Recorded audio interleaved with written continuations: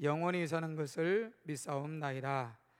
아멘. 325장 찬송하신 후에 김영복 장로님 기도 인도하시겠습니다.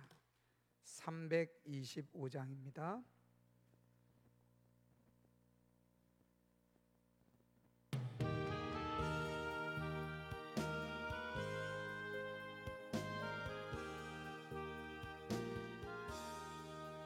예수가 함께 계시니 시험이 오나 겁없네.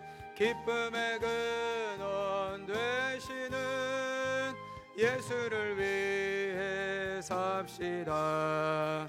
날마다 주를 섬기며 언제나 주를 기리고 그 사랑 안에 살면서 딴 길로 가지 맙시다. 이 세상 사는 동안에 주 이름 전파하면서 무한한 복나 주시는 예수를 위해 삽시다. 날마다 주를 섬기며 언제나 주를 기리고 그 사랑 안에 살면서 딴 길로 가지 맙시다. 이 세상 친구 없어도 예수는 나의 친구니 불의한 일을 버리고 예수를 위해 삽시다. 날마다 주를 섬기며 언제나 주를 기리고 그 사랑 안에 살면서 딴 길로 가지 맙시다. 주께서 심판하실 때 잘했다 칭찬하리니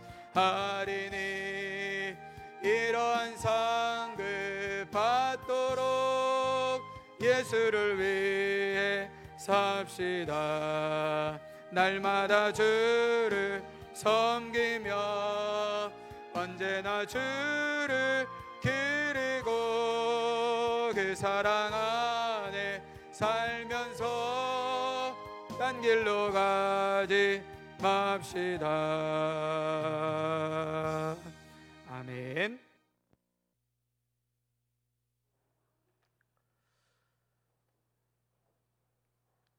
거룩하시고 사랑과 은혜가 풍성하신 하나님 아버지, 영원한 생명 주심을 찬양하며 존귀와 영광을 올려드리오니 영원토록 홀로 영광 받아 주시옵소서. 성령 하나님, 이 자리에 임재하셔서 성산 공동체들의 구속해 주신 은혜에 감사드리며 온 마음 다하여 하나님 아버지 기뻐 받으시는 예배드리오니 흠양하여 주시옵소서. 아멘. 지난 한 주간의 삶도 우리 주님 은혜 안에 살면서 우리 주님을 기쁘시게 못하고 이웃과 형제를 사랑하지 못하고 감사하지도 못하고 말씀에 순종하지 못한 이 연약함을 믿음을 고백하오니 십자가의 보혈의 사랑으로 용서하여 주시옵소서. 아멘. 말씀으로 새롭게 우리의 영이 변화되는 회개와 은혜의 시간 되게 하여 주시옵소서. 아멘. 긍휼을 베푸시는 하나님 아버지, 코로나19가 아직도 멈추지 않고 계속 발생하고 있는데 전국에 연일 계속되는 장마비로 인하여 산사태와 일어나고 도시 농어촌이 많은 침수로 인명피해와 재난피해로 어려움을 당하는 이 백성들을 긍휼히 여겨 주시옵소서. 아멘. 코로나19가 속히 종식되도록 인도하여 주시옵소서. 아멘. 오직 이 일은 오직 주님만이 하실 수 있사오니 주님 도우시고 도와 주시옵소서. 아멘. 장마로 피해 입은 백성들을 긍휼히 여기사 속히 극복하고 견디며 이기며 새 힘을 얻을 수 있도록 능력의 하나님께서 도와주시옵소서. 아멘. 이 연약한 백성들 주님만 믿고 의지하오니 주님께서 은혜 베풀어 주시옵소서. 이 시간에 온 마음으로 드려지는 예배에 은혜를 베푸사 하나님의 음성을 듣게 하시고 하나님을 만나는 역사가 있게 하시고 아멘. 병든 자들의 고통의 기도를 들으시고 치유받는 역사의 시간 되게 인도해 주시옵소서. 아멘. 또한 요즘 여러 모양으로 지치고 힘들고 상하고 무거운 짐진 자들 주님 앞에 아뢰오니 우리의 주님께서 그들의 마음과 그들의 심령을 잘 아시오매 이 시간에 몸과 마음과 성령 충만케 하시고 주님의 위로와 치유하는 축복의 시간 되게 하여 주시옵소서. 아멘. 휴가 중에 있는 우리 성도들 아버지 하나님 코로나와 장마에도 안전하게 지켜주시고 아멘. 무사히 귀가하여 하나님을 기쁘시게 할 수 있도록 도와주시옵소서. 아멘. 성산의 공동체들 이 재정을 축복하사 주님께서 주신 복을 누리며 나누며 베풀며 하나님의 영광을 위하여 쓰임받게 하여 주시옵소서. 아멘. 성산 공동체의 다음 세대들로 여름 행사를 축복하여 주시옵소서. 아멘.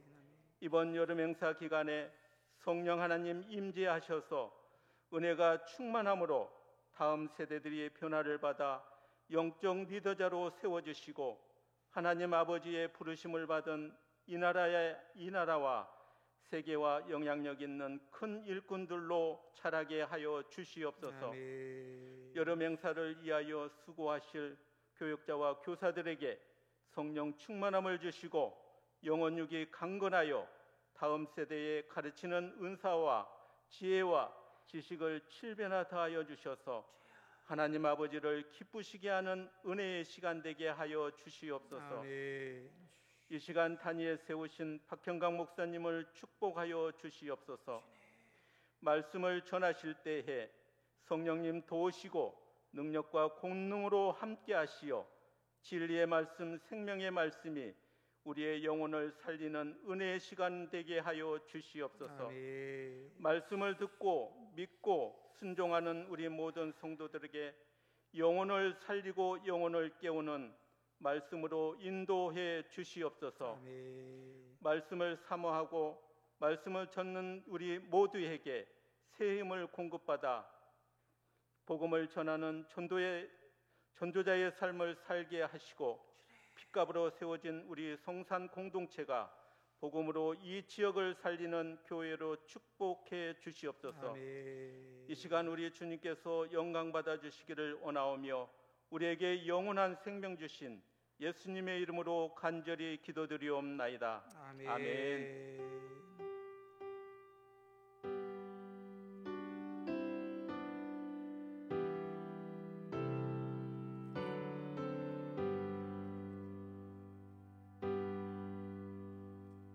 317장 찬송하시면서 드려진 예물을 올려드리겠습니다.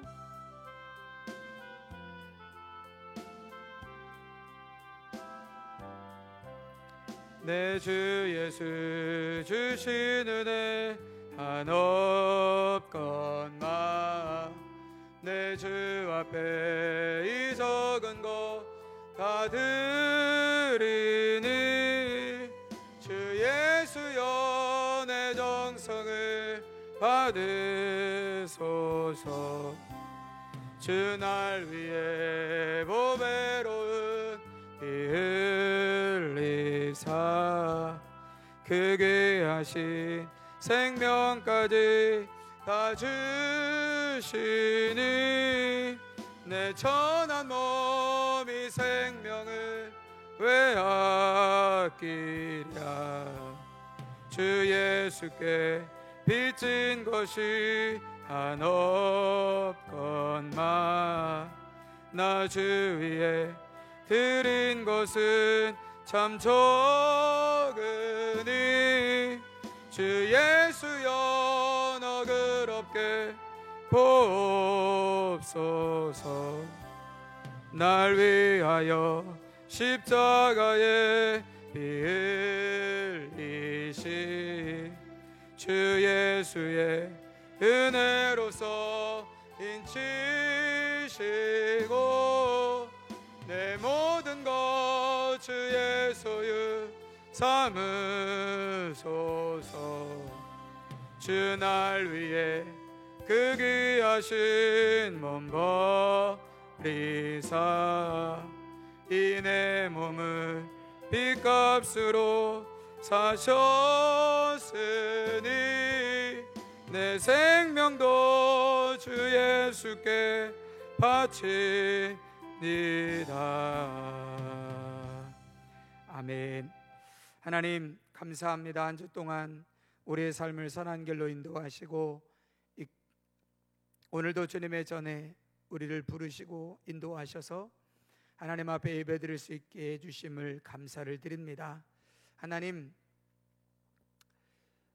우리의 소원이 하나님을 예배하는 것이고 우리의 예배가 하나님이 기뻐 받으시는 것이 우리의 가장 큰 소원이 되게 하여 주옵소서.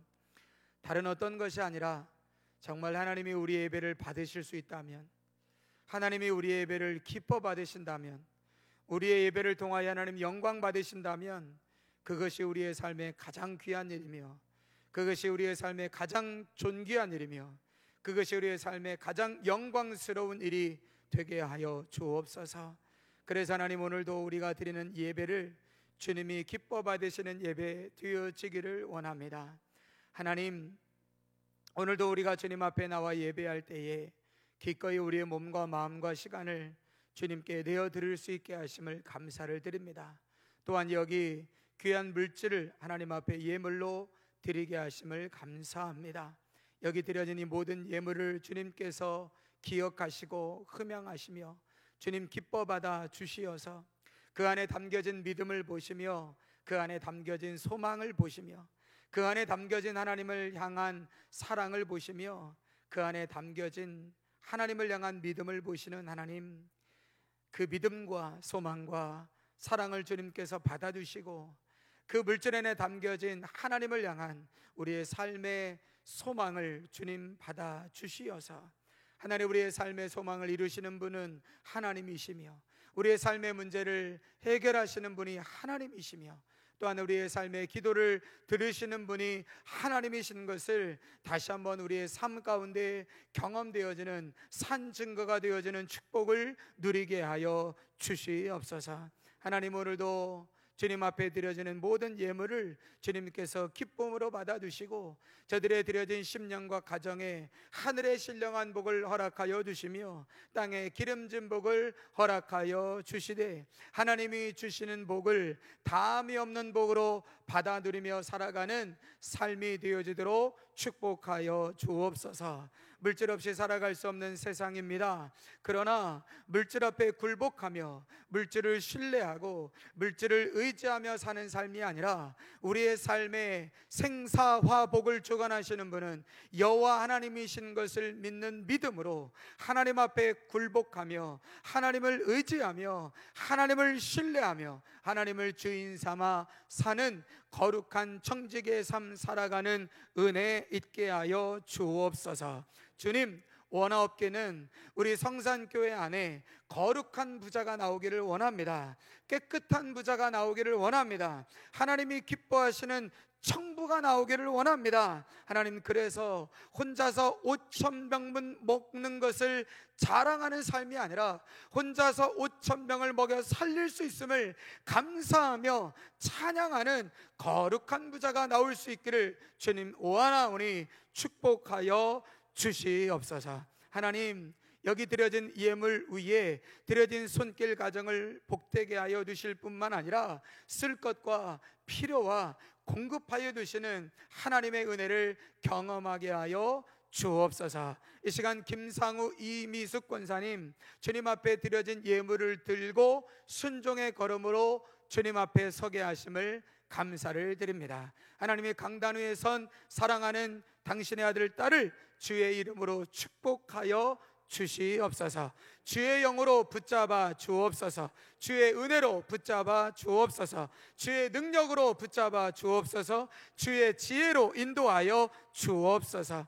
날마다 주님 기뻐하시는 선한 삶을 살게 하여 주옵시고 주님 더 의지함으로 주님 더 의지함으로 나아가는 삶이 얼마나 복된 삶인지를 보여주고 드러내고 나타내는 존귀한 삶이 되어지도록 축복하여 주시옵소서. 하나님, 여기 드려진 이 모든 예물과 순종의 걸음을 주님께 올려드립니다. 한 주 동안 교사로, 또한 찬양단으로, 하나님 구역장으로, 구역강사로, 성전을 청소하는 일로, 강단을 청소하는 일로, 안내로, 하나님 보이지 않는 곳에서, 식당에서 중식으로 하나님 애쓰며 수고하며 하나님 보이지 않는 곳에서 섬겼던, 땀 흘렸던 수고의 걸음을 주님께 올려드립니다. 주님 받으시고 그 충성이 하나님께 귀한 충성이 되게 하여 주시어서 감당할 수 있는 건강과 지혜와 은혜 또한 허락하여 주옵소서. 그렇게 하실 주님을 찬양하며 예수님 존귀하신 이름으로 축복하며 기도드립니다. 아멘. 교회 소식 전해드리겠습니다. 코로나19 극복을 위해서 계속해서 기도해 주시기를 바라고 방역수칙을 잘 지키시면서 예배에 참석해 주시기를 바랍니다. 새가족들과 노약자, 환우, 다음 세대들 위해서 생각나실 때마다 계속해서 기도해 주시기를 부탁을 드립니다. 교육부서 여름사역 일정을 좀 안내해 드리겠습니다. 유치부는 예배 시간에 주일 4주 동안, 오늘부터 4주 동안 예배 시간에 유치부 함께 예배와 또 여름 성경학교가 함께 진행이 되어집니다. 유초동부는 오늘부터 4주 동안 주일날 11시에 어린이 예배를 드리고 잠깐 아이들 식사를 한 다음에 오후 1시부터 다시 프로그램이 진행이 되어져서 2시 조금 넘으면 마쳐지게 되어집니다. 특별히 우리 아이들에게 또 말씀으로 또 신앙으로 도전받는 시간이 되어질 수 있도록, 무엇보다도 또 코로나19 속에서도 안전하게 진행되어지는 여름성경학교 되어질 수 있도록 여러분 기도해 주시고, 특별히 교사 선생님들 신경을 써 주시기를 부탁을 드립니다. 학생부는 8월 18일 화요일 날 강경성결교회 국내 성지를 탐방하는 아침 7시에 출발을 해서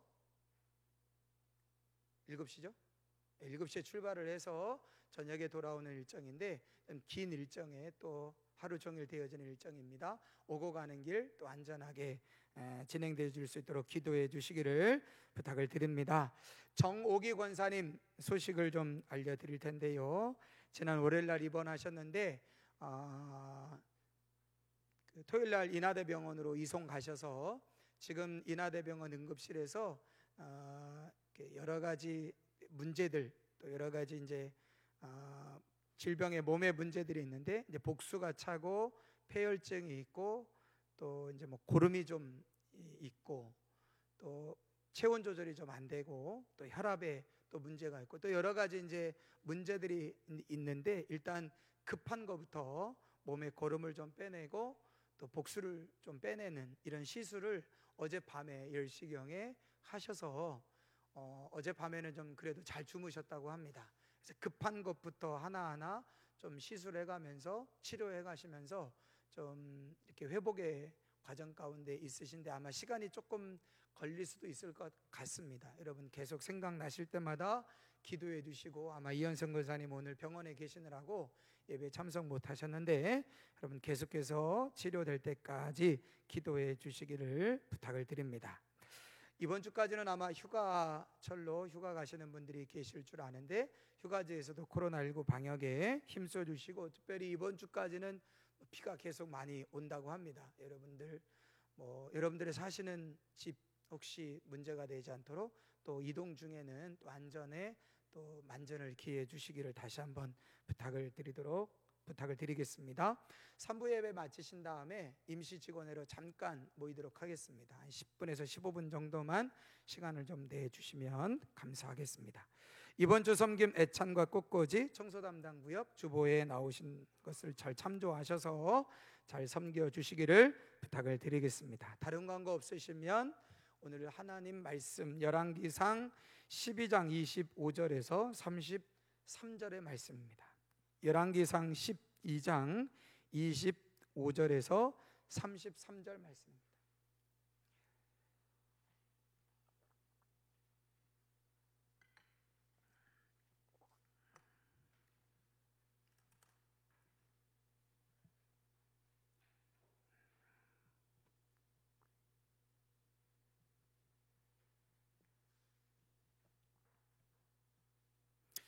열왕기상 12장 25절에서 33절 말씀을 제가 한 절 읽고 여러분이 한 절 읽고 함께 교독하겠습니다. 여로보암이 에브라임 산지에 세겜을 건축하고 거기서 살며 또 거기서 나가서 분우엘을 건축하고,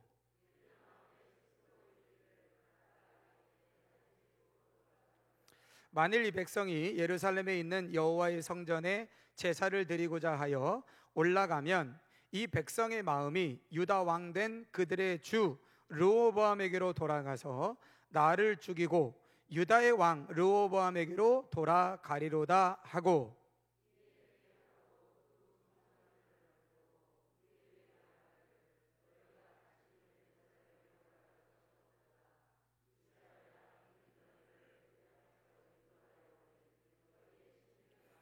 하나는 베델에 두고 하나는 단에 둔지라.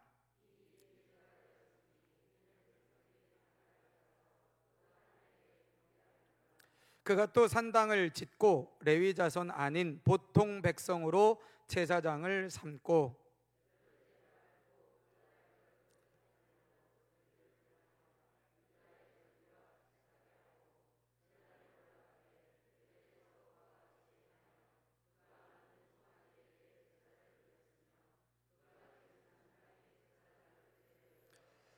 그가 자기 마음대로 정한 달 곧 여덟째 달 15째 날로 이스라엘 자손을 위하여 절기로 정하고 베델에 쌓은 제단에 올라가서 분향하였더라. 아멘. 오늘도 이 3부 예배 나오신 여러분에게 주님의 말씀이 들려지는 은혜가 있으시기를 축복합니다. 앞뒤 좌우로 한번 인사하겠습니다. 사랑하고 축복합니다. 인사하시기 바랍니다. 이스라엘 백성들은 원래 그 주변 나라들과는 다른 독특한 정치 체계를 가지고 있었습니다. 원래 주변 나라들은 대부분 왕이 있었고 그 왕은 가장 강력한 권한을 가지고 그 나라를 통치했습니다. 왕이 죽으면 대부분은 그 왕의 아들이 그 아버지 왕을 이어받아서 나라를 통치하는 방식이었습니다. 그러다가 어떤 힘 있는 사람이나 왕에 견줄 만한 힘과 세력이 있는 사람들이 그 왕을 반역해서 그 왕을 죽이게 되면 왕이 바뀌어지고 다른 사람이 왕이 되어지는 일들도 있게 되어집니다.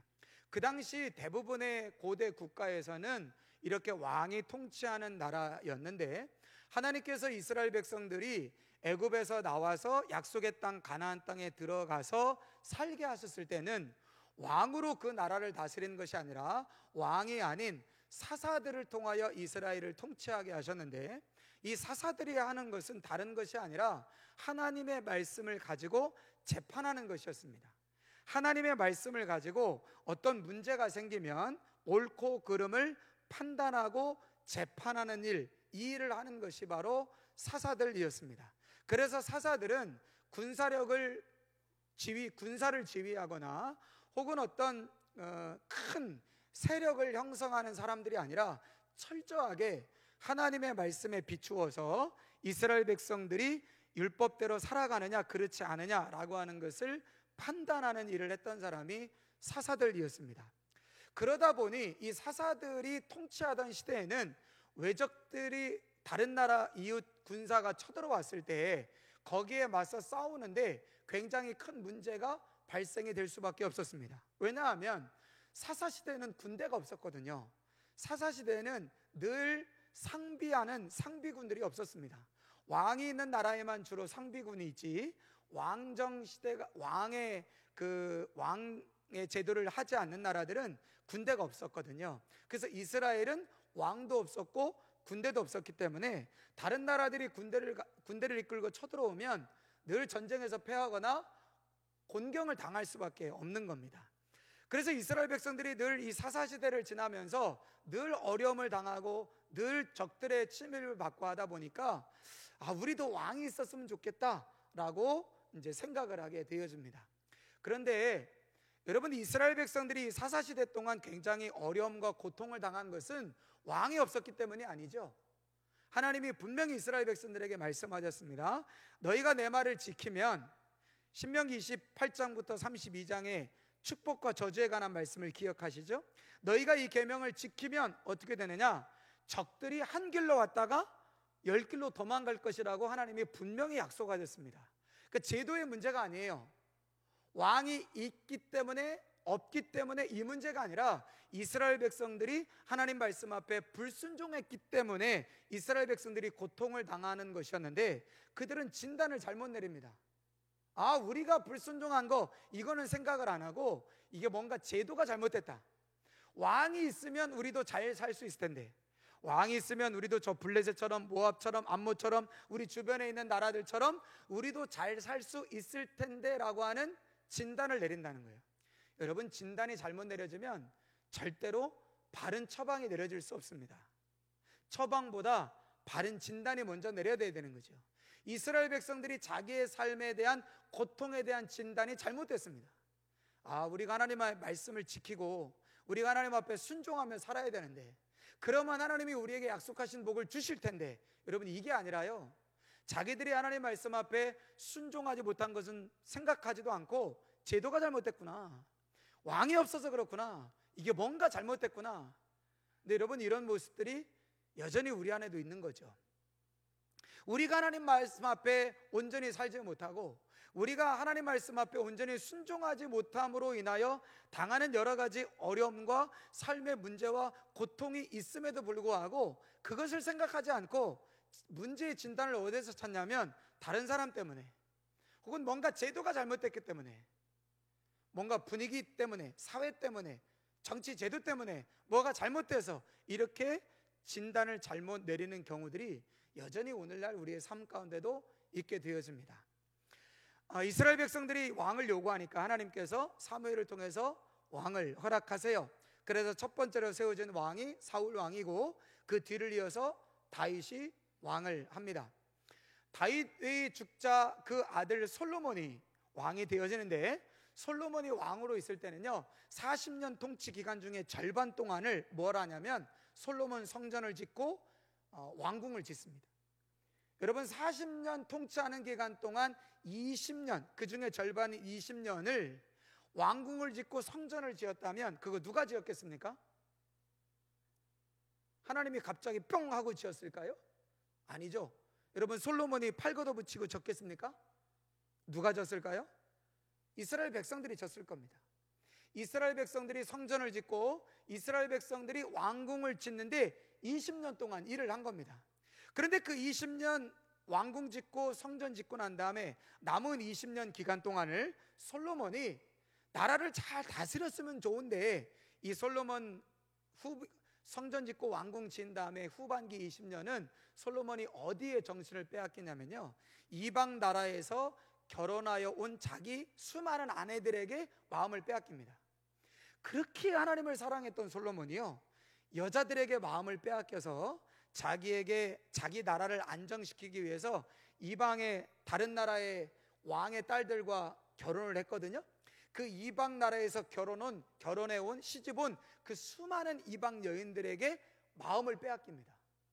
그래서 하나님을 사랑했던 이 솔로몬이 자기에게 결혼해 시집 온 이방 여인들에게 마음을 빼앗기기 시작하자 솔로몬은 하나님을 사랑하는 마음이 줄어들기 시작하고, 당연히 하나님을 향하여 사랑하는 마음이 줄어드니까 누구를 향하여 사랑하는 것도 줄어들겠어요? 백성들을 향한 사랑도 줄어들게 됩니다. 그러니까 솔로몬이 백성들에게 마음이 있었어요. 여러분, 솔로몬의 기도 기억하시죠? 하나님께 1,000번째 드릴 때 하나님이 내가 너에게 무엇하여 줄까? 그럴 때 솔로몬이 뭐라고 말하냐면, 하나님, 제 아버지가 다스렸던 이 나라를 제가 다스려야 되는데 저는 어린아이라 너무 부족합니다. 그러니 이 백성들을 아버지가 다스렸던, 아버지가 사랑했던 이 백성들, 하나님이 사랑하시는 이 하나님의 백성들을 제가 잘 다스릴 수 있는 지혜를 달라고 하나님께 구해요. 그 누구를 사랑했기 때문이냐면 그 백성을 사랑했기 때문입니다. 하나님을 사랑했기 때문입니다. 그랬던 솔로몬이요, 그 마음을 자기 다른 나라에서 시집온 자기 아내들에게 마음이 뺏기자 하나님께도 마음이 돌아서고 백성들에게도 마음이 돌아서게 됩니다. 그러니까 이스라엘 백성들이 고통을 받기 시작해요. 아니, 20년 동안 국가 토목공사의 노동에 있었던 그 이스라엘 백성들이 이제 좀 보호받고 편안한 태평성대를 좀 지나고 싶은데 여전히 고통받고 여전히 어려운 그런 시간들을 지나게 되어집니다. 솔로몬이 40년 동안을 통치하고 나서 죽어요. 당연히 그 아들 르호보암이 왕 위에 오르게 되어집니다. 근데 르호보암이 왕위로 오르게 될 때 백성들의 불만이 너무 많으니까 이스라엘 백성들이요, 그 솔로몬의 신하였던 한 사람, 여로보암이라는 사람을 대표자로 세워가지고, 야, 네가 우리를 대표해서 르호보암에게 가서 어떤 정치를 할 거냐, 앞으로 어떻게 이 나라를 다스릴 거냐 하는 걸 한번 물어봐라 해서 여로보암이 백성들을 대표해서 르호보암에게 찾아갑니다. 당신은 당신 아버지와 똑같이 정치를 하실 겁니까? 아니면 당신은 당신 아버지와 다르게 정치를 하실 겁니까? 당신의 정치 철학은 뭡니까? 당신은 어떻게 이 나라를 다스릴 겁니까? 하고 여로보암이 물어봐요. 그러니까 이 르호보암이 그 여로보암의 질문을 받고 즉각적으로 대답할 수 없으니까 고민을 합니다. 그래서 고민을 하다가 이제 어떤 생각을 하냐면, 아버지가 통치하던 시대에 신하로 있었던 원로들을 찾아갑니다. 그래서 원로들을 찾아가서 지금 여로보암이 이렇게 얘기하는데 내가 뭐라고 대답해 주면 좋겠습니까? 하고 자문을 구해요. 그랬더니 그 솔로몬 통치에 함께 있었던 그 신하들이 뭐라고 말하냐면, 왕이요, 백성들이 지난 40년 동안 사실 힘들고 어려웠던 것이 사실입니다. 그러니 이제 왕께서는 이 나라를 조금 더 안정적으로, 그리고 이 나라 백성들이 조금 편안하고 평안하게 살아갈 수 있도록 이 나라를 다스릴 것이라고 그 사람들에게 이야기하십시오 라고 조언을 해줍니다. 르호보암이 이 조언을 들어요. 근데 이 조언을 듣고 가만히 생각해 보니까 뭔가 좀 캥기지가 않아요. 자기 스타일이 아니에요. 그래서 이번에는 자기 또래의 친구들을 찾아갑니다. 그러니까 자기가 왕에 올리면 자기와 함께 나라를 다스릴 신하들이 있을 거 아닙니까? 그러면 아버지 시대의 원로들은 이제 뒤로 물러나고 젊은 신하들이 이제 왕을 보좌하게 될 텐데, 그 자기 또래들, 앞으로 이 나라를 다스릴 자기 또래들에게 찾아가서 똑같은 이야기를 합니다. 여로보암이 지금 이렇게 나한테 물어보는데 뭐라고 대답하면 좋을까? 그랬더니 이 친구들은 정반대의 대답을 합니다. 정신 똑바로 차리십시오. 초장이 중요합니다. 처음부터 이 백성들의 길을 살려두면 당신 나중에 왕 노릇하기 힘들어집니다. 그러니 처음부터 길을 꺾어놔야 됩니다. 그래서 아주 세게 나가십시오. 뭐? 아버지 시대가 힘들었다고? 이제 나는 더 세게 할 거다. 그러면서 세게 나가십시오 하고 권고를 해요. 여러분, 솔로몬이 누구의 말을 들었을까요? 원로들의 말을 들었을까요? 자기 또래들의 말을 들었을까요? 원로들의 말을 듣지 않고 자기 또래들의 말을 듣고 여로보암에게 이렇게 말합니다. 우리 아버지 솔로몬의 시대 때 너희들이 고통스러웠다고? 진짜 고통이 뭔지 내가 보여줄게. 뭐 이런 식으로 얘기를 합니다. 그러니까 여로보암이 그 이야기를 듣고 이스라엘의 12지파와 상의를 합니다. 야, 이거 어떡하냐? 솔로몬의 아들 르호보암이 통치를 하는 시대가 오면 더 좋아지는 게 아니라 더 나빠질 수도 있겠다. 그래서 여로보암을 중심으로 해서 이스라엘의 10지파가 르호보암을 향하여 반역을 행하게 됩니다. 그래서 우리는 르호보암 아래 있지 않겠다. 우리는 르호보암의 통치를 받지 않겠다. 우리는 독립적으로 새로운 나라를 만들겠다 해서 북이스라엘의 10지파를 중심으로 해서 누구를 왕으로 세우냐면 여로보암을 왕으로 세우는 겁니다. 그래서 이때부터 유다 지파와 베냐민 지파는 솔로몬의 아들 르호보암이 다스리는 남유다의 백성이 되고, 나머지 10개의 지파는 여로보암이 세운 북이스라엘의 백성이 되어지므로 남과 북이 나뉘어지게 되어집니다. 제가 여러분들한테 질문해 볼게요. 여러분, 나라가 둘로 나뉘어진 것이 르호보암의 잘못인가요? 여로보암의 잘못인가요? 이렇게 질문할 줄 알았으면 잘 들을 걸. 지금 속으로 그러시죠? 훅 들어오시네. 괜찮습니다. 제가 지명해서 시키지는 않으니까요. 솔로몬의 아들 르호보암의 책임이 더 클까요? 아니면 여로보암의 책임이 더 클까요? 여로보암이 권력에 대한 욕심이 있었는지 없었는지는 잘 모르겠습니다. 그러나 여로보암이 자기도 권력을 갖고 싶다라고 하는 욕심이 애초부터 있었다는 사실을 배제하고 본다면 사실 나라가 둘로 나눠지게 되어지는 책임은 누구에게 더 있다고 봐야 되냐면 솔로몬의 아들 르호보암에게 더 있다고 봐야 돼요. 왜냐? 솔로몬이 여로보암에게 했던 그 말은 하나님의 입술에서 나온 말씀도 아니고 하나님이 원하시는 뜻도 결코 아닙니다. 그 르호보암이 여로보암에게 했던 그 말 자체가 씨앗이 돼서 나라가 둘로 나눠진 거예요. 자, 원인은 물론 의견이 나눌 수 있지만 나라가 나눠지게 된 원인은 누구에게 있다? 르호보암에게 있다. 근데 이상하게도요, 여러분, 하나님께서 르호보암을 책망하실까요? 여로보암을 책망하실까요? 하나님이 르호보암을 책망하시는 게 아니라 여로보암을 책망하십니다. 근데 여로보암을 책망하시는데 아주 세게 책망하십니다.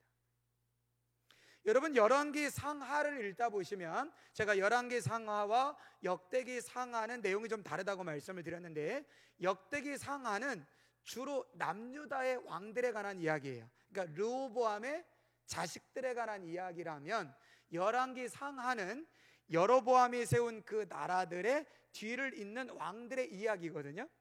근데 열왕기 상하에 보면 아주 반복적으로 등장하는 문구가 하나가 있습니다. 그게 뭐냐면 여로보암의 길로 행하였더라. 여러분, 이게요 반복적으로 나옵니다. 그러니까 여로보암이 죽고 두 번째 왕, 세 번째 왕, 네 번째 왕, 다섯 번째 왕, 여섯 번째 왕, 그래서 19명의 왕이 있거든요. 근데 북이스라엘의 19명에 대한 왕의 평가를 할 때 이 왕이 나쁜 왕이다, 이 왕이 못된 왕이다, 이 왕이 별 볼 일 없는 왕이다, 이거를요 딱 한마디로 평가해 버립니다. 뭐라고 평가하냐면 여로보암의 길로 행했다. 그럼 끝이에요. 어떤 왕이고 그 왕에 대해서 평가하자면 그 왕은 여로보암의 길로 행한 왕이다. 여러분, 이런 평가를 내리면 그게 좋은 평가라고요? 좋은 평가가 아니라고요? 좋은 평가가 아니에요. 그러니까 한마디로 여로보암은 어떤 사람이냐면 한마디로 좋지 않은 것에 모델이 된 사람, 기준이 된 사람, 그게 여로보암이에요. 여로보암. 도대체 여로보암이 뭘 했길래, 도대체 여로보암이 어떻게 했길래 성경은 그가 여로보암의 죄를 따라 행했더라, 그가 여로보암이 한 그대로 행했더라, 이렇게 말하고 있는가? 그리고 여로보암은 도대체 뭘 했길래 자기와 상관없는 자기 뒤에 있는 자기 자식들도 아니에요? 자기와 상관없이 자기 뒤에 이스라엘을 다스렸던 왕이 평가되어질 때 자기 이름이 언급이 돼요. 반면에 남유다 왕들 중에 칭찬받는 왕에 대해서는 뭐라고 평가하냐면 그 아버지 다윗처럼 행하였더라, 이렇게 됩니다. 그러니까 다윗과 같은 왕이다 그러면 좋은 왕이라는 말이고, 여로보암 같은 왕이다 그럼 이건 한마디로 별 볼 일 없고 이거는 꽝이다, 이런 왕이에요. 여러분, 여로보암 같이 되고 싶은 사람 아무도 없으시죠? 어때 표정이 그러실까?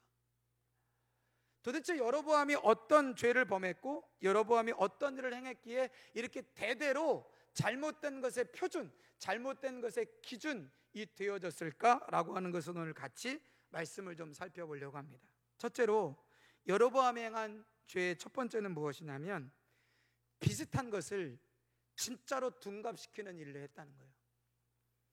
비슷한 것을 진짜처럼 만들었던 것, 이것이 여로보암의 죄입니다. 자, 여로보암이 나라가 둘로 나눠졌습니다. 나라가 둘로 나눠졌는데 북이스라엘의 10지파, 남유다의 2지파인데, 자, 나라는 나눠졌는데 문제는 뭐냐면 이스라엘 백성들은요 1년에 몇 차례씩 의무적으로 어디를 가야 되냐면 성전에 가야 돼요. 성전에 6월절이 되거나 77절이 되거나 초막절이 되거나 대속절이 되거나 뭐 이런 날이 되면 이스라엘 백성들 중에 남자 성인 혹은 이런 중요한 절기 때는요 가족들 다 데리고 가야 됩니다. 어디로? 성전으로 가야 돼요. 근데 문제는 성전이 어디에 있죠? 예루살렘에 있죠. 예루살렘은 어느 지파에 속해 있는 땅입니까? 유다 지파에 속해 있는 땅이에요. 그럼 유다 지파는 유다와 베냐민 지파는 르호보암이 다스리는 남유다의 나라라고 말씀을 드렸죠. 그러면 나머지 10개의 지파 사람들은 성전에 가려면 내 나라에 있는 성전에 가는 거예요? 남의 나라 성전에 가는 거예요? 남의 나라 성전에 가는 겁니다. 우리나라로 비교해서 이야기해보면, 예를 들어서 서울에 예루살렘 서울 성전이 있는 거예요. 그래서 한반도가 하나였을 때는 저 신의주에 사는 사람이나 부산이나 저 목포에 사는 사람들이요, 다 서울에 있는 성전에 온 겁니다. 근데 나라가 딱 나눠졌어요. 딱 나라가 나눠지니까 남쪽에 있는 사람들이 서울 가서 제사 드리는 건 문제가 안 돼요. 근데 북쪽에 있는 사람들이 성전에 오려면 자기 나라가 아니에요, 남의 나라예요. 근데 초기에는요, 이것이 이스라엘 백성들은 어떤 정치 체제에 의한 국가가 아니라 신앙 공동체 중심의 나라이기 때문에 여로보암이 반역을 해서 세겜에서 왕이 되기는 했지만 이스라엘 백성들은 여전히 성전에 가서 제사를 드리는 겁니다. 그러니까 절기 때마다 성전에 가는 거예요. 근데 가만히 그거를 누가 보냐면 여로보암이 봅니다. 근데 여로보암이 보니까, 아니 분명히 우리나라 사람이고 베냐민과 유다 지파는 남의 나라예요. 남유다예요. 나라가 틀려요. 왕이 다르니까 국가가 다른 거죠. 근데 내 나라 백성들이 자꾸 어디에 가요? 남유다에 가는 거예요. 여러분 기분 좋겠어요, 안 좋겠어요? 몰라요? 안 해봐서? 아니 여러분들 이런 비유는 좀 그렇다. 일단 안 좋아요. 안 좋습니다. 그 여러분이 가만히 보니까, 아니 우리나라 백성인데 자꾸 남유다에 가서 제사 드린다는 핑계로, 성전 간다는 핑계로 자꾸 예루살렘을 방문하는 거예요. 기분이 나빠요. 근데 기분 나쁜 것만 문제가 아니라 가만히 생각해 보니까 나한테 좀 안 좋은 감정을 가지고 있는 국민들은 자칫 잘못하면 어떻게 해요? 이 북이스라엘에 대한 정보들을 성전에 간다는 핑계로 갔다가 남유다 사람들한테 정보를 팔 수도 있겠다, 이런 생각을 합니다. 그래서 어느 순간 이 여로보암이 안 되겠다, 우리 북이스라엘 백성들이 성전에 가서 제사를 드리는 일은 막아야 되겠다라고 생각을 합니다. 그러면 여러분 가지 말라고 막으면 돼요, 안 돼요? 여러분 이스라엘 백성들이 좋아하겠습니까, 안 좋아하겠습니까? 안 좋아하는 사람도 물론 있겠죠. 만약에 9월달 한 달 동안 코로나로 인해서 우리가 주일날 예배 안 드리겠습니다, 교회 나오지 마십시오, 그러면 여러분 다 좋아하시겠어요? 잘 됐다. 나도 안 가, 나도 좀 안 가고 싶은 마음이 있었는데 다 가는데 나만 안 가니까 좀 그렇더라고. 그래요, 이렇게 확실하게 아싸라게 금지! 이러면 얼마나 좋아. 뭐 이렇게 생각하시는 분은 간혹 있을지 모르겠으나, 여러분 이스라엘 백성들은요 성전에 올라가는 게 의무예요. 그걸 하지 말라고 하면 당연히 이스라엘 백성들 중에는 여로보암에 대해서 불만을 가진 사람들이 있겠죠. 아니 우리가 르호보암 싫어서 당신 따라간 거지, 우리가 하나님을 섬기는 신앙까지 버리려고 당신 따른 게 아니다, 이렇게 여론이 안 좋아질 거 아닙니까? 근데 여로보암은 그 정도 머리는 있어요. 그래서 어떻게 하냐면, 좋다, 이스라엘 백성들이 성전에 올라가지 못하는 대신 뭔가 대체할 것을 만들어 주는 겁니다.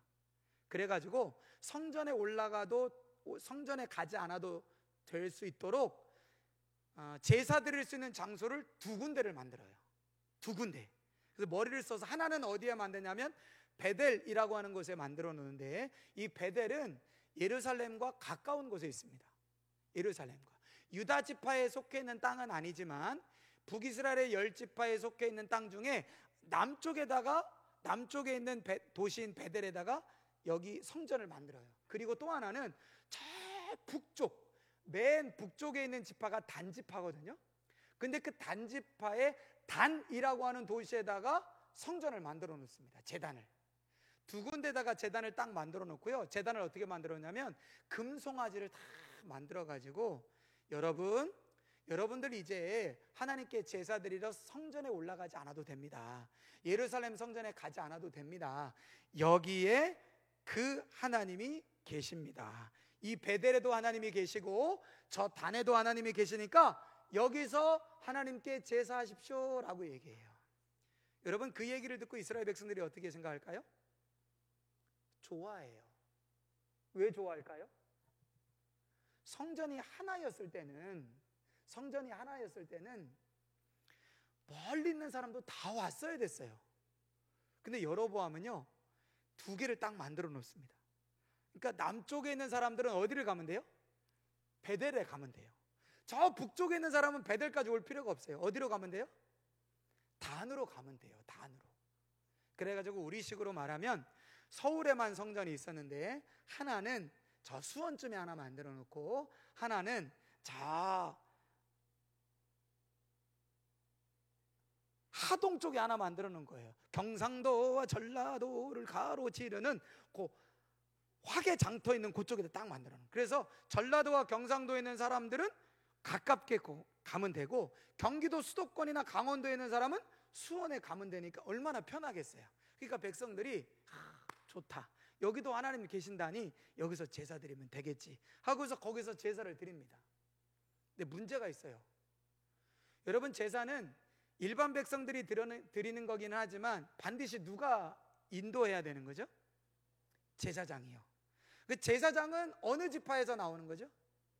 레위 지파에서만 제사장이 나와야 됩니다. 그건 변하지 않아요. 하나님이 정하신 거예요. 근데 레위 지파와 제사장들 다 어디가 있죠? 다 성전에 가 있잖아요. 제사장들 다 성전에 가 있죠. 그러니까 지금 10지파들 중에 제사장 할 사람이 있어요, 없어요? 없습니다. 없어요. 그러니까 성전은 만들어 놨는데 제사장이 없으니까 여로보암이 어떻게 하냐면 제사장을 모집합니다. 공고를 붙여요. 제사장 할 사람, 자격, 특별한 거 없음, 지원비 없음, 특혜, 합격 후 상담. 여러분 어떻게 해보실래요? 자원하는 사람들이 많이 있었습니다. 그래서 오늘 본문에 뭐라고 되어 있냐면 31절에 보십시오. 그가 또 산당들을 짓고 레위 자손 아닌 보통 백성으로 제사장을 삼았다라고 되어 있어요. 그러니까 보통 백성이라는 것은 레위 사람이 아닌데 뭐 베냐민, 루벤, 므낫세, 에브람 이런 지파들 일반 백성들 중에 제사장 삼은 겁니다. 그래서 그들한테 너 제사장 할래? 예. 너 제사 몇 년 드렸니? 제가요 어렸을 때부터요 아버지 따라다니면서요 제사만 40년 드렸습니다. 오케이, 합격. 너는 제사 얼마나 드렸니? 저요 1년에 절기 때마다 한 번도 안 빠지고 제사 드리러 갔고요, 저희 아버지부터 몇 대째 지금 저는 한 번도 안 빠지고 제사 드리러 갔습니다. 그래서 제사장들이 어떻게 제사를 인도하는지 제가 잘 압니다. 합격. 그렇게 해서 그런 사람들 모아놓고요 매뉴얼을 하나 만들게 합니다. 여러분, 원래 제사장들은 제사를 드리는 매뉴얼이 있죠. 그게 뭡니까? 레위기죠. 레위 지파 사람들이 제사에 대한 매뉴얼, 그게 레위기예요. 그러니까 그들은 하나님이 주신 율법과 기준대로 제사를 집례하는 거거든요. 그래서 그걸 계속해서 연구하고 자기 자식들에게 가르쳐서 제사장 노릇하게 하는 겁니다. 일반 백성들은 거기에 별로 관심이 없어요. 왜냐하면 농사 짓고 자기 일 해야 되니까 제사 드리러 가면 제사장들이 집례하는 대로 따라가야 되는 거거든요. 그런데 그런 백성들이 제사장 되는 거예요. 그럼 어떻게 제사할까요? 자기가 본 대로, 들은 대로 제사하겠죠. 그러니까 그때 내가 제사장 성전에 가보니까 제사장이 이렇게 하더라, 성전에 가니까 제사장이 요또 이렇게 하더라, 그거 기억해가지고 서로 협의해가지고 일종의 매뉴얼을 만듭니다. 자, 예루살렘에서 드려지는 제사와 베델과 단에서 드려지는 제사가 똑같을까요? 비슷할까요? 다시요. 예루살렘에서 드려지는 제사와 베델과 단에서 드려지는 제사가 다를까요? 똑같을까요? 다르죠? 다릅니다. 그런데 다를까요? 비슷할까요? 비슷합니다. 비슷해요. 완전히 다르잖아요. 여러분, 바알이나 다른 우상 숭배를 섬기는 것과 하나님을 섬기는 것은 완전히 달라요. 완전히 달라요. 그런데 예루살렘 성전에서 드려지는 제사와 베델과 단에서 드려지는 제사는요 다르지 않습니다. 다만 뭐예요? 비슷해요. 여러분, 비슷하지만 뭐는 아닙니까? 진짜는 아니에요. 예루살렘에서 드려지는 제사는 제사장들에 의해서 하나님이 주신 율법과 말씀의 기준 삼아서 드려지는 제사라면, 베델과 단에서 드려지는 제사는 어떤 제사예요? 경험에 의해서 드려지는 제사입니다. 그런데 그 경험이 완전히 다른 게 아니라 보고 듣고 배우고 경험한 것으로 하는 것이죠. 여러분, 경험으로 하는 것과 하나님이 주신 말씀으로 하는 것과 다르지 않습니다. 비슷해요. 그러나 진짜는 아닙니다. 그러니까 여로보암이 했던 첫 번째 죄는 뭐냐면 진짜처럼 보이는데 다만 비슷할 뿐이에요. 여러분, 이게 여로보암의 죄입니다. 근데 우리도 그렇게 신앙생활을 할 수 있다는 거예요.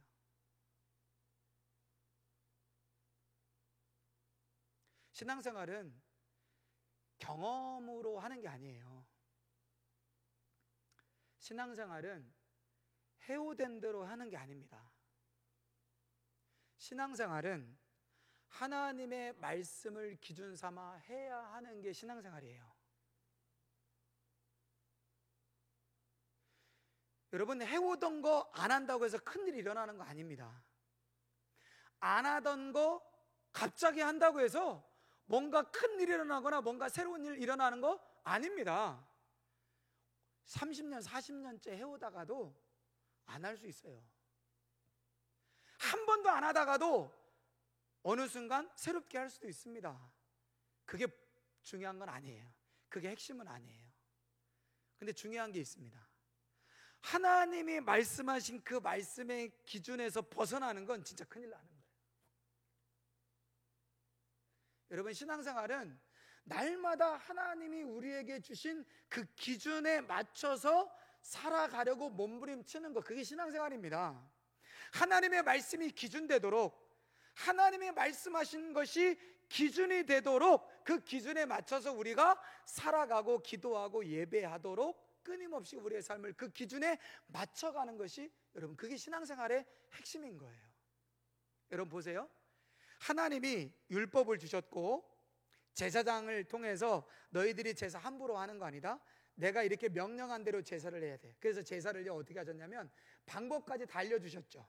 그리고 제사를 드리는 짐승도요, 아무거나 하는 게 아니라 딱 정해두셨어요. 소, 양, 비둘기, 염소, 이런 것만 해야 돼요. 뭐 요새 보니까 돼지가 많이 이렇게 새끼를 많이 낳네. 그러니까 우리 뭐 돼지로도 좀 제사 드리지, 그러면 안 돼요. 안 됩니다. 그럴 여지를 주면 안 돼요. 왜? 하나님이 이건 딱 안 돼, 이건 돼 하고 정해 놓으셨으니까요. 그러니까 하나님이 정하신 철저한 말씀의 기준의 원칙에 의해서 제사를 드리는 것이 예루살렘 성전의 제사라면, 여러분, 여로보암의 나라에서 베델과 단에서 드리는 제사는요, 경험을 가지고 서로 합의해서 드려진 제사예요. 그럼 이거는 바뀔 수가 있습니다. 야, 우리 처음에 이렇게 했잖아. 처음에 네 경험과 내 경험과 우리 경험 서로 이렇게 조율해가지고 이렇게 만들었잖아. 근데 이렇게 하다 보니까 조금 뭔가 바뀌어야 될 것 같지 않냐? 그러니까 좀 추가하자, 요건 좀 빼자.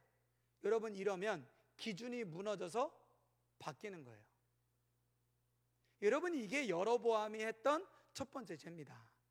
비슷한 것을 진짜로 둔갑시켜서 진짜 신앙이 아니라 짝퉁 신앙이 신앙인 것처럼 보이게 하는 일을 시작한 것, 여러분, 그게 누가 한 일이냐면 여로보암이 한 일입니다.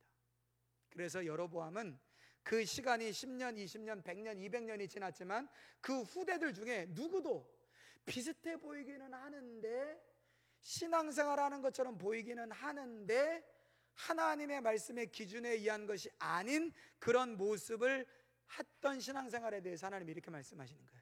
여로보암처럼 했다. 이거 하나님 동의 안 하시는 겁니다. 저는 우리 성산교회, 저부터 우리 성산교회 공동체가 경험으로 신앙생활 하지 않았으면 좋겠어요. 해오던 대로 신앙생활 하지 않았으면 좋겠습니다. 하나님의 말씀의 기준 삼아 신앙생활 했으면 좋겠습니다. 이것이 하나님의 말씀하신 것이라면 힘들지만 어렵지만 여러분 어떻게 365일 24시간 하나님의 말씀에 딱 기준에 맞춰서 살아가는 사람 많지 않겠죠. 그러나 우리의 신앙의 목표는 하나님의 말씀하신 기준에 맞추어 신앙생활하는 것, 여러분 그것이 우리의 신앙의 목표가 되면 좋겠어요. 저는 저희 아버님이 목회를 하셨잖아요. 그래서 저는 아주 어렸을 때는 기억이 잘 안 나지만 그래도 초등학교 고학년 때쯤부터는 아버지가 어떻게 목회를 하셨는지, 어머니가 어떻게 기도를 하셨는지 희미하게 기억이 있습니다. 그리고 제가 이제 목회를 하기로 결정하고 대학교에 들어가서는 아버님이 어떻게 목회하셨는지, 어머님이 어떻게 기도하셨는지를 직간접적으로 많이 봤어요. 저에겐 큰 도움이 됐죠. 그러나 저는 저희 아버지가 목회했던 것처럼 하고 싶지 않아요. 왜? 저희 아버님의 목회가 저의 진리는 아닙니다. 기준은 아닙니다. 저는요, 하나님의 말씀대로 목회하고 싶어요. 저희 아버지가 저에게 보여주신 경험은 좋은 것이지만 저는 그 경험을 하나님의 말씀보다 앞세우고 싶지는 않습니다. 하나님의 말씀을 기준 삼아 저도 목회하고 싶고, 우리 성산교회 속해 있는 모든 성도님들도 그냥 해오던 대로 신앙생활하는 게 아니라, 그냥 경험에 맞춰서 경험치대로 신앙생활하는 게 아니라 말씀대로 신앙생활했으면 좋겠어요. 그게 어렵고 힘든 일이라 할지라도 날마다 하나님의 말씀이 뭐라고 말씀하시나, 하나님의 뜻이 뭔가 그 말씀 앞에 몸부림치면서, 야 이게 하나님, 내가 20년 동안, 내가 30년 동안 이렇게 신앙생활을 해왔지만 그게 하나님이 원하시는 게 아니다 라고 말하면 과감히 버려버릴 수 있는 그런 모습으로 신앙생활 했으면 좋겠습니다. 근데 여러분, 그걸 못한 게 여로보암의 죄예요. 그냥 비슷한 것에 만족하고 짝퉁에 만족하게 했던 것, 그게 여로보암의 첫 번째 죄입니다. 두 번째 여로보암의 죄가 뭐냐면, 여로보암은 백성들이 하나님을 향하여 가는 그 마음을 가로막은 죄를 범한 거예요. 아까 말씀드렸죠? 겉으로는 이스라엘 백성들이 예루살렘 성전에 가가지고 자꾸 제사를 드리다 보니까 이스라엘 백성들의 마음이 자기로부터 멀어질까 봐 두려워서 예루살렘 성전에 가는 길을 막았거든요. 그런데 그것은 결국 이스라엘 백성들이 누구에게 가는 길을 가로막은 거냐면 하나님께 나아가는 길을 가로막은 거예요. 여러분, 베델에도 하나님이 계시고, 여로보암의 말처럼 베델에도 하나님이 계시고 단에도 하나님이 계신다면 상관없습니다. 그렇죠? 베델에 하나님의 성전 짓는 거 동의하시고, 단에도 하나님이 성전 짓는 거 동의하시고, 하나님이 그곳에서 드리는 제사를 하나님이 받으신다면 문제 없어요. 장소가 문제입니까? 아니잖아요. 근데 베델과 단에는 하나님이 안 계세요. 그건 하나님의 방식이 아니에요. 금송아지 만들어 놓고 여기 하나님이 계시다? 어떻게 그게 하나님이 받으실 수 있는, 하나님이 거하실 수 있는 하나님의 성전이 되겠어요? 여러분, 하나님은 아무 곳에나 다 계시는 분이죠. 그런데 여로보암이 백성들이 자기로부터 마음이 멀어질까 봐 그게 싫어서 예루살렘 성전에 가지 못하게 하고, 하나님이 말씀하지도 않은 곳에 자기 임의대로 두 군데 택해가지고 거기다가 제단 만들어 놓고, 하나님 여기 계신다, 여기서 제사대 된다, 그리고 백성들을 호도하는 것이죠.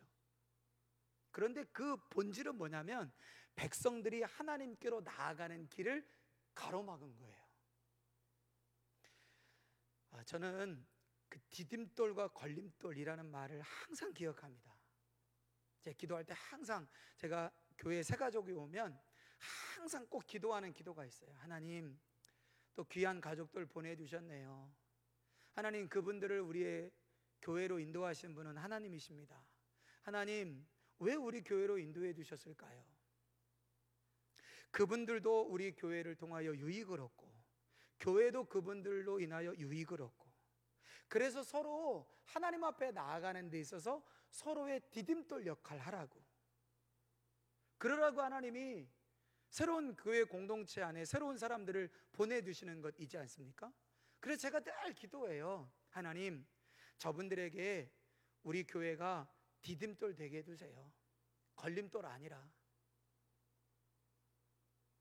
근데 여러분, 우리의 삶을 한번 정직히 돌아보면 우리가 다른 사람이 하나님 앞에 더 가까이 나아가도록 하는 디딤돌 역할을 할 때가 많은가? 아니면 하나님 앞에 저 사람은 나아가려고 하는데 걸림돌 역할을 하는가? 여러분, 여로보암의 두 번째 죄는 뭐냐면 백성들이 하나님께로 나아가는 길을 가로막는 걸림돌 역할을 한 겁니다. 이게 여로보암의 죄예요. 근데 저도, 우리 모두도 여전히 그럴 수 있는 가능성이 많이 있는 사람들이라는 거죠. 나 때문에 하나님께 더 가까이 가는 그런 통로가 되면 참 좋겠는데, 나로 인해서 더 하나님과 가까워지는 그런 모습이었으면 참 좋겠는데, 나의 기도와 나의 헌신과 나의 수고와 나의 순종과 나의 믿음과 나의 모습 통해서, 심지어는 비록 내 연약한 모습을 통해서라도 내 옆에 있는 사람이 하나님께로 나아가는데 디딤돌 역할이 되는 역할을 하면 좋겠는데, 사실 우리는 디딤돌보다는 걸림돌이 되어지는 경우들이 참 많이 있다는 거죠. 여러분이 참 조심해야 됩니다. 그래서 예수님께서 뭐라고 말씀하셨어요? 좀 세게 말씀하셨잖아요, 그죠? 뭐라고 말씀하셨습니까? 네 오른손이 죄를 범하거든 어떻게 알아요? 그 네 오른손이 죄를 범했다는 건 뭐냐면 그 네 오른손이 한 일로 인하여 누가 실족했다는 거예요. 그러면 그 오른손으로 말미암아 누가 실족했다면 그걸 없애버리래요. 그거 없는 상태로 천국 가는 게 낫대요. 그거 있는 상태로 하나님 앞에 갔을 때, 야, 너 오른손 좀 줘봐. 예, 그걸로 참 수많은 사람들 앞에 걸림돌 했다. 네 입 좀 줘봐. 예, 이걸로 이거 갖고 왔네. 이걸로 네가 얼마나 많은 사람들이 하나님께로 나한테 나오고 싶어하는 사람들이 나오지 못하도록 방해 역할을 했는지 모른다. 그렇게 하나님 앞에 책망받기보다는 그걸 없애버리래요. 여러분, 그렇게 심하게 얘기하신 거예요. 여러분, 여로보암의 죄는 멀리 있는 게 아닙니다. 우리도 자칫 잘못하면 디딤돌 역할 못하고 걸림돌 역할 하게 되어지면 우리도 여로보암이 걸었던 그 길을 똑같이 걸을 수밖에 없다라고 하는 사실이에요. 세 번째 여로보암이 했던 죄가 있습니다. 여로보암이 했던 죄는 뭐냐면 첫 번째와 비슷한 모습이기는 하지만 비본질을 본질로 바꿨다는 게 여로보암의 세 번째 죄의 모습이에요. 비본질적인 것을 본질적으로 바꿔버렸다는 겁니다. 비슷한 것을 진짜로 둔갑시켜 놓으니까 시간이 지나면 지날수록 어떤 일이 일어나냐면 비본질이 본질이 돼요. 그리고 본질이 비본질이 됩니다. 저는 목회하면서 정말 제일 무서운 것 중에 하나가 뭐냐면, 물론 여러분들도 무섭지만 이 말을 웃으시면서 받아들이셔야지, 심각하게 받아들이면 제가 진짜 여러분 무서워하는, 다시 할게요. 카트 편집. 저는요, 목회하면서 진짜 무서운 건요, 여러분들도 무섭지만 웃으시라니까 이 타임에. 진짜 무서운 건 뭐냐면요, 교회가 본질을 잃어버리는 거예요. 교회가 본질은 어디 가도 없고 비본질적인 것으로 충만한 교회 될까 봐 저는 그게 제일 무섭습니다. 비본질은 어디 갔나 없고 본질이 그 비본질의 자리를 차지하고 있는 거예요.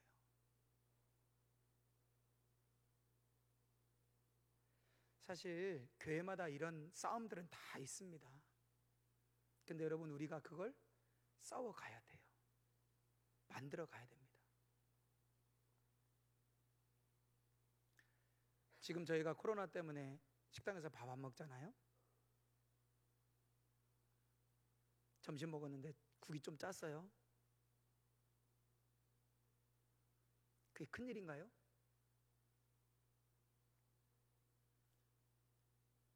예배드리고 점심 먹었는데 국이 좀 짰어. 큰일이에요?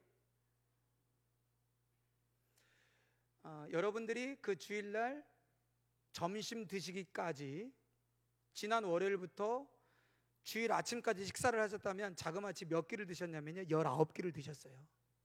그리고 점심 드시고 집에 가서 저녁 드실 거예요. 일주일에 21끼 중에 한 번 짰어요. 그게 그렇게 큰 일인가요? 그게 그렇게 뭐 엄청난 일입니까? 아니죠. 제가 여러분들이 그랬다는 게 아니라 우리 교회에 그런 일이 일어났다는 게 아니라 예를 드는 겁니다. 만약에 내가 오늘 예배 드리는데, 내가 오늘 말씀 듣는데 피곤해서 졸았다, 내가 말씀 잘 들어야 되는데 뭐 딴 생각 하나로 걱정이 있어서 말씀이 하나도 안 들렸다, 그건 아무렇지도 않아요. 그건 별스럽지도 않아요. 그런데 한 끼 음식 먹는 게 짜다고 화를 내요. 여러분, 이거 어떻게 된 겁니까? 뭐가 본질이죠? 교회의 본질이 하나님의 말씀을 듣고 예배를 드리는 게 본질이죠. 본질이 비본질이 되고 비본질이 본질이 되면 교회는요, 교회의 역할을 감당을 못합니다. 교회는 교회의 본질을 놓치지 말아야 돼요. 교회의 본질은 예배입니다. 교회의 본질은 선교고요, 교회의 본질은 구제고요, 교회의 본질은 우리가 하나님의 은혜를 받아서 세상에서 빛과 소금의 역할을 드러내는 것입니다. 그 교회의 본질이죠. 교회가 자꾸 비본질적인 것으로 갈등을 만들어내고 교회가 자꾸 비본질적인 것에 에너지를 쏟아내다 보면 교회는 생명력 있는 공동체가 되지 못하고 생명력이 없는 공동체가 될 수밖에 없어요. 그러니 살아나는 역사가 일어나는 게 아니라요, 죽어가는 역사만 일어날 수밖에 없는 것입니다. 여러분, 교회는 본질에 집중해야 돼요. 목사인 저도 끊임없이 본질에 집중해야 됩니다. 그래서 저는 항상 물어요. 야, 이게 하나님 기뻐하시는 일일까? 이게 정말 교회의 우선순위일까? 이게 교회의 본질일까? 정말 이게 하나님이 가장 급하게 여기시는 걸까? 항상 묻습니다. 물론 저는 아직도 미련하고 아직 지혜가 부족해서 하나님이 본질이다 이렇게 말씀하시는 걸 듣지 못해요. 그게 우선순위다 하고 하나님이 말씀하시는 음성을 듣지 못합니다. 그러나 그럼에도 어떤 것이 본질에 가까운 것이고 어떤 것이 진짜 본질적인 것인가, 이 싸움을 싸우는 일에는 정말 최선을 다해서 끝까지 싸우고 싶습니다. 어떤 교회는요, 옷 입는 것도 문제가 되고, 어떤 교회는 밥 먹는 것도 문제가 되고, 어떤 교회는 여러 가지. 본질의 힘을 잃어버리면 자꾸만 비본질이 막 힘을 얻는 거예요. 본질이 힘을 갖고 있잖아요. 그럼 비본질은 발을 못 붙입니다. 본질의 생명력이 없으니까 자꾸만 비본질이 그 자리를 호시탐탐 노리고 막 얘기가 나오는 거예요. 말이 나오는 거예요. 이런저런 말들이 막 나오는 겁니다. 왜요? 본질의 생명력이 없으니까. 본질이 힘을 가지고 장악하고 있으면 어디 비본질이 얘기합니까? 얘기하려고 그러다가 딱 들어가지. 그거 중요하지 않아. 교회가 생명력이 예배에서 나오고, 교회가 생명력이 말씀에서 나오고, 교회가 생명력이 기도에서 나오고, 교회가 생명력이 성령의 역사에서 나오는 거지. 여러분, 그 본질의 생명력과 힘을 얻으면요, 비본질은요 그냥 묻어가는 겁니다. 문제가 사라지지 않아요. 있어요. 근데 중요하지 않은 거예요. 넘어가는 거예요. 넘어가 주는 거예요. 그렇게 그게 큰 문제가 되지 않아요. 용납하는 겁니다. 이해하는 겁니다. 배려하는 겁니다. 그럴 수 있지. 그 사람 입장에서는 그럴 수 있지. 넘어가 주는 겁니다. 이해해 주는 겁니다. 그게 본질이 살아있는 공동체의 특징이라는 거예요. 여러분, 여로보암이 했던 게 뭐냐? 본질을 비본질로 다 바꿔버렸어요. 그러니 그 북이스라엘의 국가의 핵심은 뭐냐? 하나님이 원하시는 본질은 온데간데 없고요, 비본질이 그 나라를 다스리는 겁니다. 그러니 아무리 뛰어나고 별난 왕들이 다 와도 평가는 여로보암의 길로 행하였더라. 끝.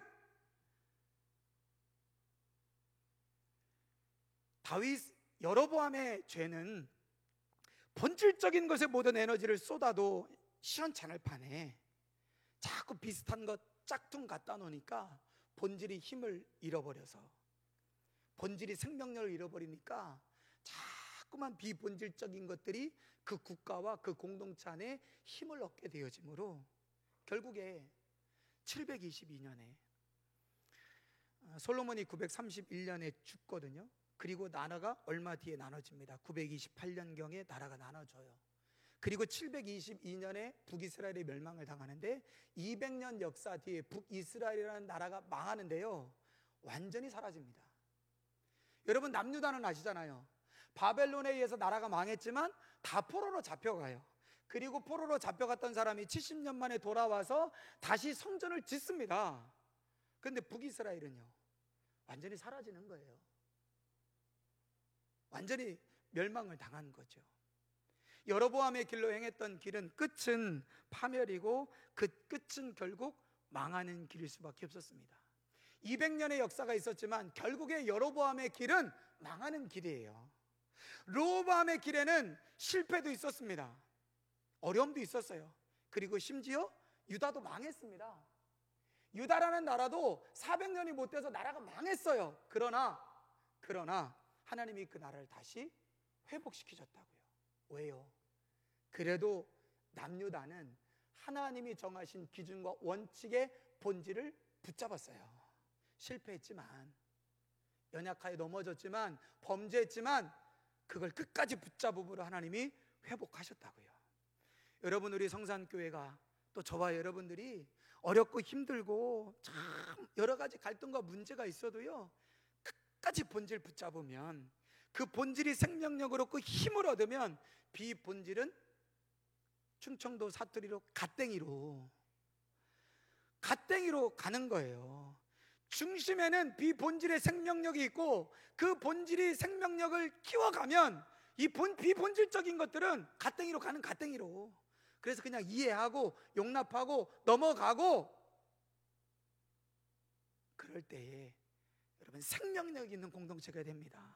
그러면 저와 여러분들이 생명력을 얻고 이 교회 공동체 안에서 신앙생활하는 사람들이 생명력을 얻게 될 것입니다. 여로보암의 길로 가지 아니하고 하나님이 기뻐하시고 하나님이 원하시는 길을 걸어갈 수 있는 저와 여러분들이 되시기를 주님의 이름으로 축복합니다. 우리 같이 한번 기도할까요? 우리 들은 말씀 기억하면서, 하나님, 여로보암의 길로 가지 않게 해주십시오. 하나님, 내 삶이 비슷한 것에 만족하지 않고 짝퉁에 만족하지 않고 진짜에 만족할 수 있는 삶이 되게 해주십시오. 하나님, 다른 사람이 하나님께로 나아가는데 걸림돌 되지 않고 디딤돌 될 수 있는 나의 삶이 되게 해주십시오. 하나님, 비본질적인 것에 에너지 쏟지 말고 정말 본질 있는 것에 내 삶에 에너지를 쏟을 수 있는 나의 신앙, 우리 교회에 되어지도록 하나님 은혜 베풀어 주십시오. 우리 함께 들은 말씀 기억하며 동성으로 기도하겠습니다. 하나님 아버지, 은혜와 사랑을 감사합니다. 살아계신 하나님 아버지, 오늘 이 아침에 하나님이 여로보암에 걸었던 그 여로보암의 죄를 하나님 이 아침에 묵상하게 하심을 감사합니다. 하나님, 여로보암이 걸었던 그 길을 우리가 걷고 싶지 않습니다. 여로보암이 갔던 그 길을 우리가 따라가고 싶지 않습니다.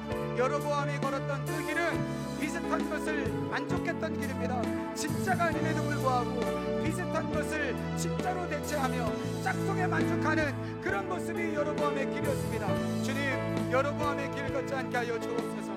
진짜를 찾게 하시고 정말 진짜의 하나님 우리의 삶을 걸 수 있는 하나님 우리의 신앙이 되어줄 수 있도록 하나님 은혜를 도와해 주시기를 원하고 기도합니다. 하나님, 다른 사람이 하나님께로 나아가는 그 길에 하나님, 내가 걸림돌 되어지지 않기를 원합니다. 하나님, 나로 디딤돌 삼아 주옵소서.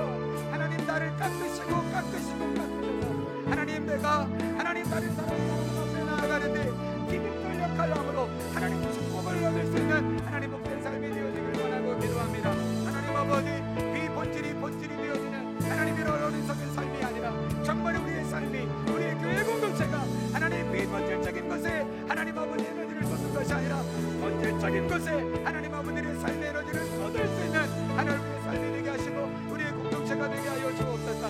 하나님, 본질의 생명이 있습니다. 본질의 능력이 있습니다. 하나님, 본질적인 것에 정말 열심을 다하고 이 본질적인 것에 우리의 삶의 에너지를 쏟아서 하나님, 본질의 생명력이 더욱더 풍성해지고 그 생명의 능력이 되어지는 하나님의 삶과 우리 교회의 공동체가 되어질 수 있도록 하나님 은혜를 더하여 주시고 하나님 축복하여 주옵소서. 걸어가지 아니하고 하나님 기뻐하시는 길을 걸어가는 우리의 삶이 되어지기를 주님 원하고 기도합니다. 축복하여 주옵소서. 예수님의 이름으로 기도드립니다. 아멘. 이제는 우리를 위하여 십자가에서 죽으시고 3일 만에 부활하셔서 우리의 생명이 되시고 교회의 머리가 되신 우리 주님 예수 그리스도의 은혜와 우리 하나님 아버지의 무한하시고 크신 사랑과 성령님의 위로하시고 내주하시고 교제케 하시는 은총이 여로보암의 길을 따라가지 아니하고 주님이 기뻐하시는 그 길을 따라가기를 원하는 사랑하는 성산교회 교우들 머리 위에, 저들의 심령과 가정과 일터 위에 주님 오시는 그날까지 함께하여 주시기를 간절히 축원하옵나이다. 아멘.